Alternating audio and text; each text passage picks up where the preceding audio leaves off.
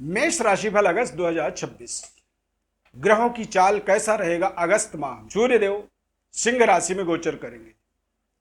मेष राशि के जातकों के लिए सिंह राशि में सूर्यदेव के गोचर होने से आपके करियर, आपके स्वास्थ्य, सेहत और आपके संतान की उन्नति का ये एक तरह से कारण बनेंगे। 17 अगस्त को सूर्यदेव सिंह राशि में गोचर करेंगे। मंगल ग्रह आपकी राशि के स्वामी हैं, मिथुन राशि में गोचर करेंगे 2 अगस्त को। यानी कि पूरे अगस्त माह में मिथुन राशि में सूर्य मंगल ग्रह गोचर करेंगे और मंगल की दृष्टि जो है आपके दशम भाव, उच्च दृष्टि मकर राशि की आपके दशम भाव पर पड़ेगा। ये बेहद अद्भुत संयोग रहेगा। शुक्र कन्या राशि में गोचर करेंगे और शुक्र का प्रभाव देखेंगे तो निश्चित रूप से ये आपके सप्तम भाव के स्वामी होकर के कन्या राशि यानी कि नीच राशि में गोचर करेंगे। तो इससे थोड़े से आपको अपने व्यापार पर पैनी नजर रखनी होगी। जन्म राशि के आधार पर इस पूरे विश्लेषण को आपको ध्यानपूर्वक समझना है। कार्यक्रम के अंत में आपको खास उपाय बताएंगे अगस्त माह का, और 7.5 का प्रथम चरण चल रहा है तो उसके बारे में भी थोड़ा सा आपको डिटेल में इसका विश्लेषण बताएंगे। कैरियर, स्वास्थ्य, लव लाइफ, व्यापार, बिजनेस और आपके जीवन में धन समृद्धि किस तरह से रहने वाली है, इसकी पूरी खास विस्तृत विश्लेषण को आपको देखना है। सब्सक्राइब करना है, लाइक करना है और हमारे साथ जुड़े रहना है। मैं अरविंद देवव्रत ज्ञान चैनल में आपका बहुत बहुत हार्दिक स्वागत करता हूं। नमस्कार, जय माता दी, जय श्री राम। प्रिय दर्शकों, इस चार्ट को आप ध्यानपूर्वक देखें। इस चार्ट के आधार पर ही अगस्त माह में आपके जीवन में बड़े बड़े परिवर्तन होने वाले हैं। सिंह राशि का गोचर सूर्यदेव का ये आपके करियर और आपके आत्मबल विस्तार के लिए बेहद सकारात्मक रहेगा तथा मंगल ग्रह का गोचर तृतीय भाव में होगा और तृतीय भाव में मंगल, शनि, राहु ये अपने आप में एक राजयोग का निर्माण करते हैं।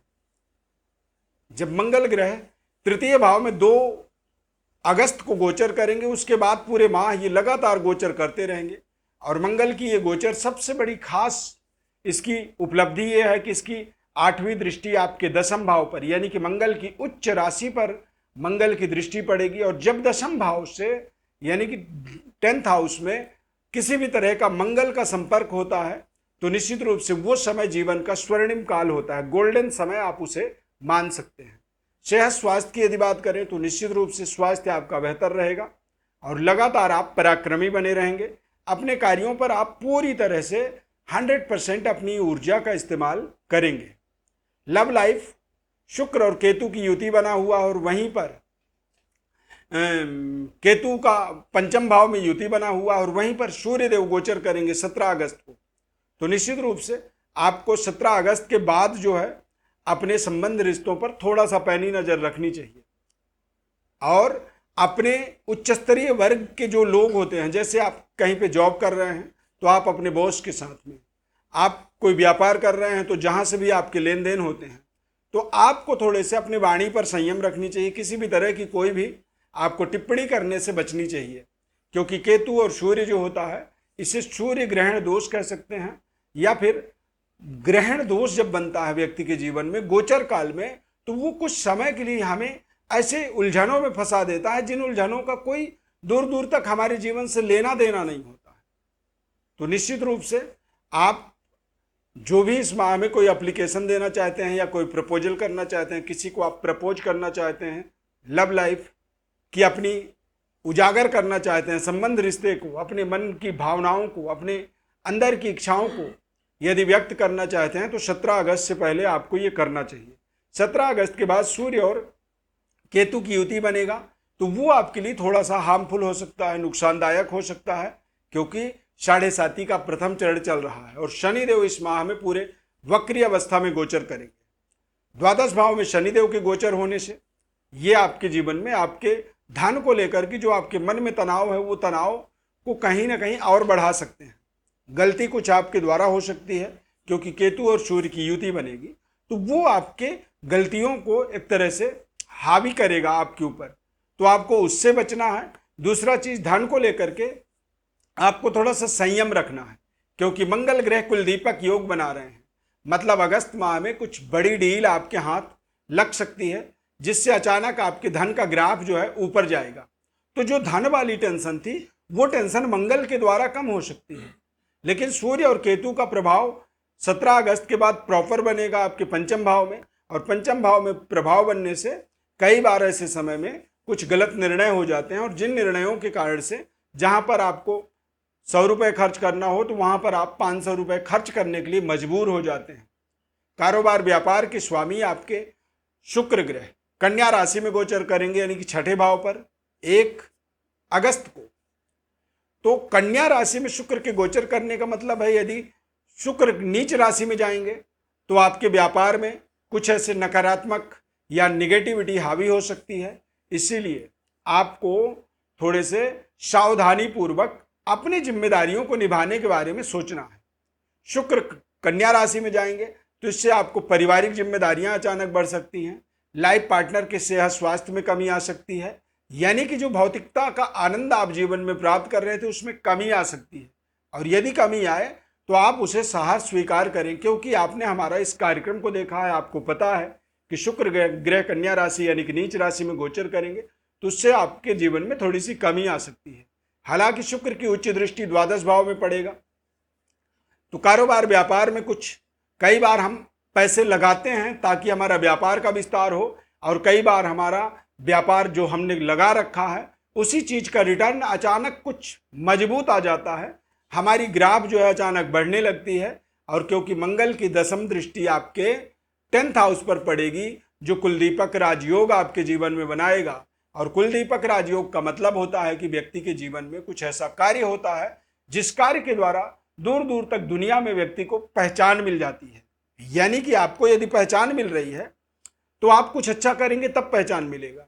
और ऐसे समय में भूमि भवन और वाहन की क्रय विक्रय का योग बनता है, यानी कि आप कोई घर खरीद सकते हैं, कोई जमीन खरीद सकते हैं, या फिर आप अपने जीवन में अपनी रफ्तार को बढ़ाने के लिए अपनी नई वाहन की प्राप्ति कर सकते हैं इस समय अवधि में, और ये आपके जीवन का एक बहुत खास उपलब्धि होगा।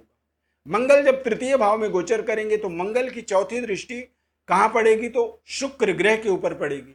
शुक्र के ऊपर मंगल की दृष्टि पड़ना, शुक्र के साथ में किसी भी तरह का मंगल का जो संबंध होता है, ये एक ऐसा टर्निंग पॉइंट होता है व्यक्ति के जीवन में जहां पर वो भौतिक आनंद की प्राप्ति करता है। यानी कि अगस्त माह में आपके जीवन में कुछ नए तरह के भोग विलासता के रिलेशनशिप डेवलप होंगे।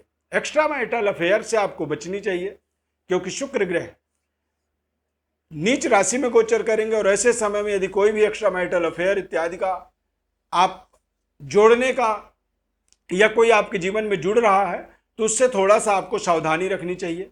भौतिक भोग विलासिता का पूर्ण सुख प्राप्ति के लिए शुक्र ग्रह की द्वादश भाव में दृष्टि होने के नाते ये समय अपने आप में आपको संपूर्ण आनंद की प्राप्ति करवाएगा।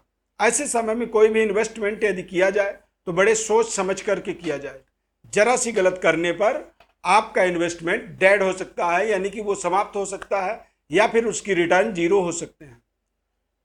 बृहस्पति ग्रह चतुर्थ भाव में गोचर कर रहे हैं, भाग्य के स्वामी हैं, केंद्र में गुरु के गोचर होने से ये आपके भाग्य को बलवान कर रहा है। यानी कि जो कार्य आप लंबे समय से कोशिश कर रहे थे, नहीं हो पा रहे थे, वो कार्य अब आपके एक बार सोचने मात्र से वो पूरे होंगे। क्यों होंगे? क्योंकि आपका इस समय भाग्य बलवान चल रहा है। शनिदेव के ऊपर शुक्र ग्रह की उच्च दृष्टि पड़ने के कारण से 7.5 का जो तनाव था वो तनाव भी अब धीरे धीरे कम होगा। वक्री अवस्था में शनिदेव गोचर करेंगे, तो यानी कि शनिदेव अब धीरे धीरे जब वक्री रहेंगे तो वो एनर्जेटिक होंगे, ऊर्जा उनका धीरे धीरे बढ़ता चला जाएगा। और ऊर्जा बढ़ रहा है मतलब आप अपने कार्य क्षेत्र में, अपने आमदनी के एरिया में आप कुछ बड़ी डेवलपमेंट करेंगे। देश विदेश में यदि आप रह रहे हैं तो वहां पर भी आपको निश्चित रूप से ऐसे समय में अपनी योजनाओं पर अडिग रहनी चाहिए। काम नहीं हो पा रहा है, लाभ नहीं मिल पा रहा है, लेकिन फिर भी आप यदि अपने संकल्प को दृढ़ संकल्प बना के रखेंगे तो उसमें आपको विशेष सफलता मिलेगी। 7.5 का जो प्रभाव होता है या अगस्त माह के अंदर जो विशेष खास आपके लिए उपाय होनी चाहिए वो होना चाहिए भगवान भोलेनाथ की उपासना। अगस्त माह श्रावण मास होने के नाते यदि शिव जी की आप उपासना करते हैं, चूंकि मंगल और सूर्य ये दोनों ग्रह बलवान होंगे, और जब आप शिव जी की उपासना करते हैं तो इससे आपके अभीष्ट मनोकामनाओं की पूर्णता होती है। यानी कि श्रावण मास या अगस्त माह में आप शिव जी के ऊपर गन्ने का रस जरूर चढ़ाएं, इससे आपके जीवन में समृद्धि की प्राप्ति होगी और आपके व्यापार, संतान, परिवार सभी का आपको अनुकूल वातावरण मिलेगा, यानी कि सहयोग मिलेगा। और ये आपके जीवन की एक बहुत ही बड़ी गोल्डन अपॉर्चुनिटी बन सकती है। अपने बारे में और आप विस्तृत विश्लेषण जानना चाहते हैं हमारे द्वारा, तो अपने बर्थ डिटेल्स को लिख करके भेजें। हमारे द्वारा संपूर्ण विश्लेषण आपको निःशुल्क रूप से हम बताएंगे। इस खास कार्यक्रम को यहाँ तक आपने देखा है, कार्यक्रम अच्छा लगा तो जय श्री राम कमेंट में जरूर लिखें। इस खास कार्यक्रम में जुड़ने के लिए बहुत बहुत धन्यवाद। Thank you for watching.